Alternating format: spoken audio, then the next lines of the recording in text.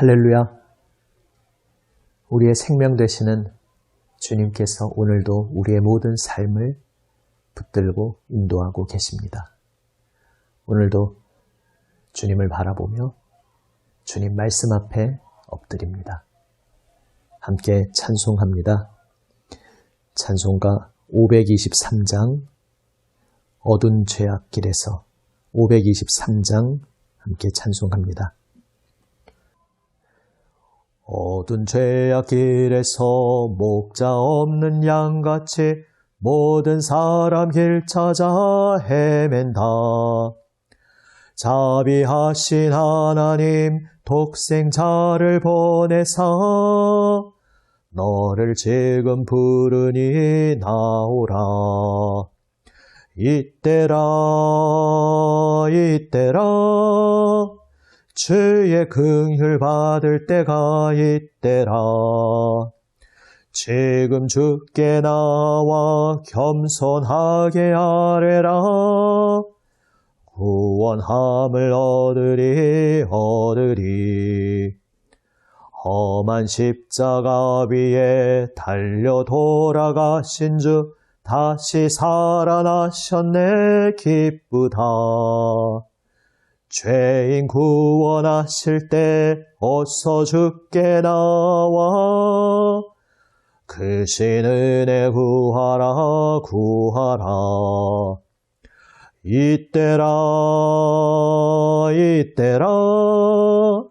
주의 긍휼 받을 때가 이때라. 지금 주께 나와 겸손하게 아뢰라. 구원함을 얻으리. 주의 귀한 말씀에 영원 생명 있나니 주님 너를 용서해 주신다. 주가 부르실 때에 힘과 정성 다하여 주의 은혜 받으라. 이때라 주의 긍휼 받을 때가 이때라. 지금 주께 나와 겸손하게 아뢰라. 구원함을 얻으리.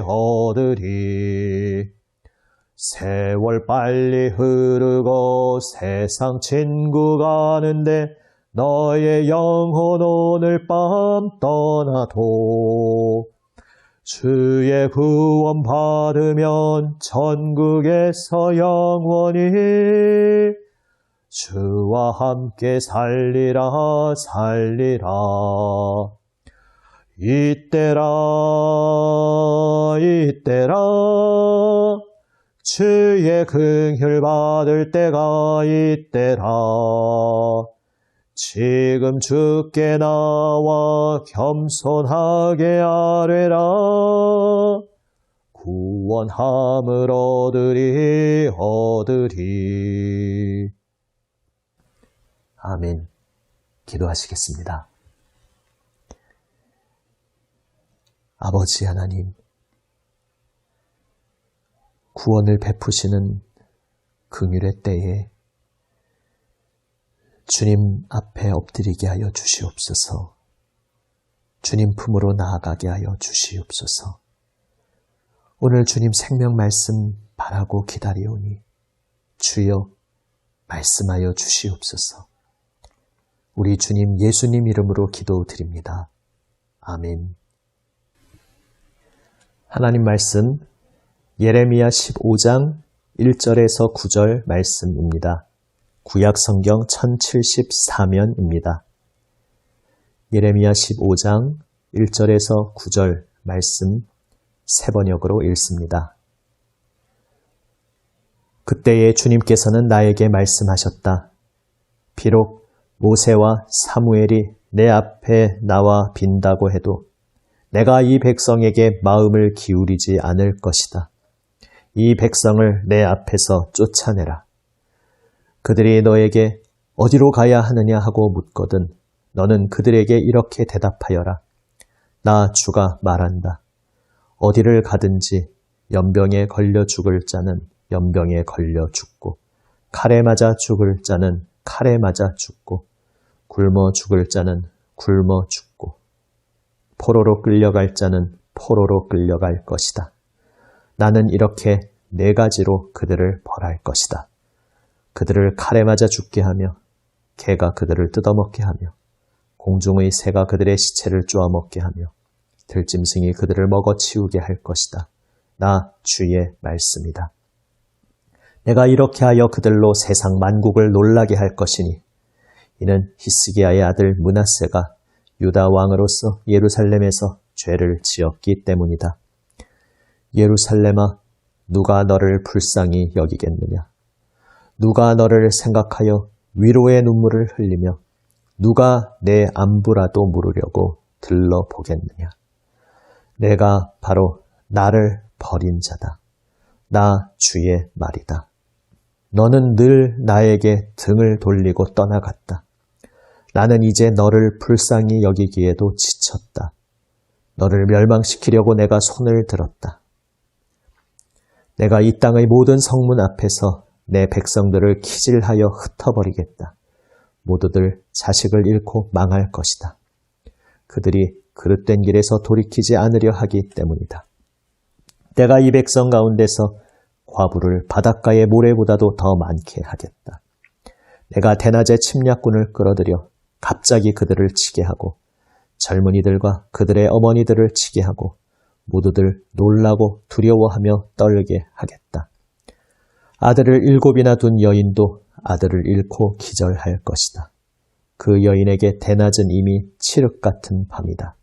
그 여인은 비천한 신세가 될 것이다. 살아남은 자식들은 원수들이 보는 앞에서 칼에 맞아 죽게 하겠다. 나 주의 말이다. 아멘.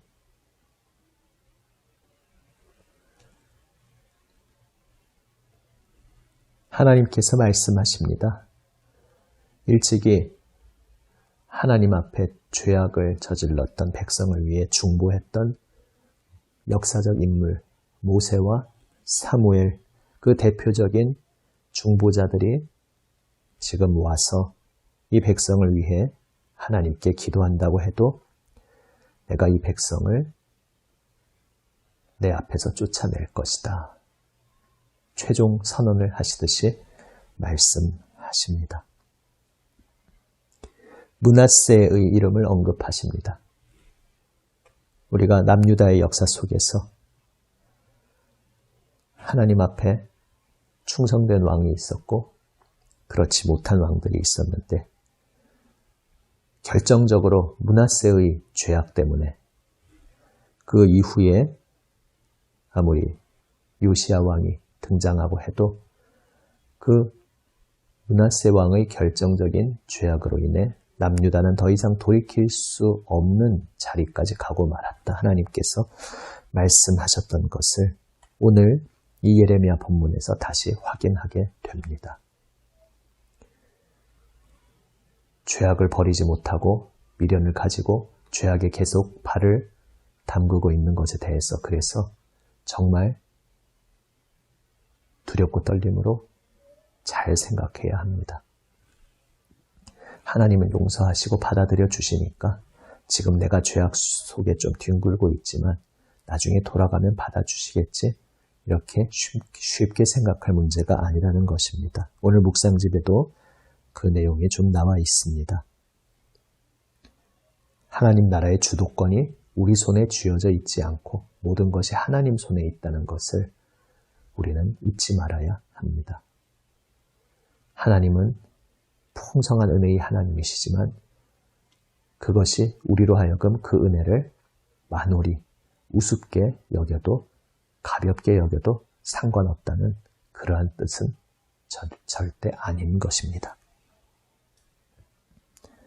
더 이상 돌이킬 수 없는 그러한 때로 가지 않도록 두렵고 떨림으로 주님 앞에 즉시 깨닫게 하실 때 즉시 돌이키고 주님 앞에 엎드려야 합니다.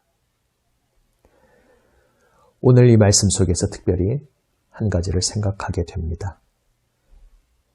우리는 사람의 입장, 사람의 기준으로 볼 때 이렇게 생각할지도 모릅니다.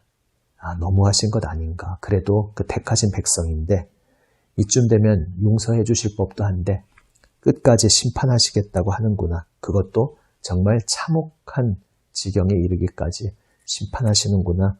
하나님 너무하시는구나. 혹시 사람으로는 이렇게 생각을 할지도 모릅니다. 그러나 성경 앞에서, 거룩하신 하나님 앞에서 거듭나니는 그 관점이 완전히 뒤집혀서 말씀을 바라보게 됩니다. 주님을 바라보게 됩니다. 우리가 질문할 것은 그래도 하나님이 그 택하셨던 백성인데 이렇게까지 그들에게 끝까지 밀어붙이실 수가 있을까? 이것을 질문할 것이 아니라 하나님께서 그 백성을 그렇게 놀라운 은혜를 베푸시며 택하시고 정말 풍성한 선물을 쏟아부어 주시고 쏟아부어 주셨는데 어떻게 온 세상은 알지 못하였지만 그들은 만날 수 있었던 참되신 하나님, 모든 은혜에 풍성하신 그 참되신 하나님을 만나고도 어떻게 그분을 배신하고 그분을 떠나고 헛된 것을 그렇게도 쫓아갈 수 있었을까? 어떻게 그렇게 행할 수 있었을까? 이것을 질문하게 되는 것이 거듭난 관점인 것입니다. 세상의 법체계에서도 우리는 당연하게 생각할 것을 당연하게 받아들입니다. 이를테면 누군가 죄를 지었는데 자신이 지은 죄에 대해서 그 묵직함에 대해서 그 심각함에 대해서는 생각하지 않고 반성도 하지 않으면서 판사를 향해서 재판정을 향해서 이렇게 말한다고 생각해 보십시오. 내가 죄를 짓긴 지었지만 그렇다고 해서 정말로 나에게 이렇게 벌을 내리고 심판을 집행해도 되는 것이요? 너무하는 것 아니요? 이렇게 말한다면 얼마나 어이없겠습니까? 자신이 죄를 지었기 때문에 그 죄값을 정의로운 법체계에 따라 심판받는 것은 너무나 당연한 일입니다. 세상 법체계에서도 자명한 이 이야기를 우리는 하나님과의 관계에서는 헷갈려 하는 경우가 혹시 있을지 모릅니다. 우리가 하나님을 배신하고 하나님으로부터 등 돌리고 얼마나 파렴치한 극악한 죄를 지었는지 생각하지 못하고 반대로 우리가 잘한 건 없지만 그건 알지만 그래도 이렇게까지 심판하셔야 됩니까? 이렇게 묻는 것은 적반하장인 것입니다. 사실 우리가 그러한 질문을 하는 것 자체가 무엇을 보여주는 것인가 하면 우리 자신의 죄악에 대해서 그리 심각하게 실감하지 못하고 있다는 것을 보여주는 것입니다. 정말로 내 죄악이 얼마나 심각한 것이고 그것이 얼마나 하나님의 마음을 아프게 한 것인지, 얼마나 부끄러운 것인지, 얼마나 나 자신을 소중히 여기지 않고 나 자신에게도 끔찍한 짓을 저지른 것인지 우리가 정말 진지하게 심각하게 실감한다면 우리는 하나님을 원망하는 어리석음을 범하지는 못할 것입니다. 그러나 모든 인류 하나님의 진리에 눈이 멀어 있는 상태에서 자신들의 죄악은 생각하지 않고 그래도 하나님이 마지막엔 용서해 주셔야지 정말로 이렇게까지 심판하시면 이거 되는 것입니까? 이렇게 적반하장의 질문을 하는 것입니다. 우리의 죄악의 무게를 심각하게 발견하고 깨닫게 하여 주옵소서. 주님 앞에 기도하는 우리가 되기 원합니다. 죄악의 심각함과 그 무게를 깨닫지 못하면 십자가 은혜의 그 무한한 은혜의 무게와 깊이도 제대로 깨닫지 못합니다. 별것 아닌 작은 값싼 은혜로 치부하고 착각할 수 있습니다. 그러나 우리의 죄악이 얼마나 심각한 것인지 그 죄악의 무게와 깊이를 우리가 실감하게 될 때에 우리는 그럼에도 불구하고 아무 자격 없는 죄인 괴수인 우리를 위해 하나님의 독생자께서 십자가에 달리시고 그 죄 없으신 몸으로 우리의 죄값을 담당하신 그 은혜의 무게와 깊이를 더 제대로 실감하게 될 것입니다. 오늘 우리의 삶 속에서 나는 주님으로부터 마땅히 당연히 받을 만한 무엇인가를 받을 만한 자격도 없고 무언가를 요청할 만한 아무 자격도 없는 자임을 오늘 다시 한번 깊이 주님 앞에 고백하기 원합니다. 그리고 그러한 우리를 위해 십자가에 오르신 우리 주 예수님의 은혜를 다시 한번 더 깊이 실감하고 그 주님의 은혜에 오직 겸손히 엎드려 감사하고 그저 감사하는 우리 모두가 되기 원합니다. 주 예수님의 십자가 보혈 은혜로 하나님께서 우리에게 새 소망의 길을 열어주셨습니다. 그 새 소망의 길을 선물로 받은 우리들, 이제 더 이상 죄악의 언저리에서조차 장난치지 말고 미련 갖지 말고 모든 죄악을 치를 떨고 미워하며 나의 이 죄악이 만유의 주님, 나의 사랑의 주님을 십자가에 달리시게 했구나. 그 나의 심각한 죄악에 치를 떨며 버리고 오직 주님 은혜의 십자가 앞에 엎드려 빈손 들고 나아가 주님의 십자가만을 붙잡는 우리 모두가 되기 원합니다. 기도하시겠습니다.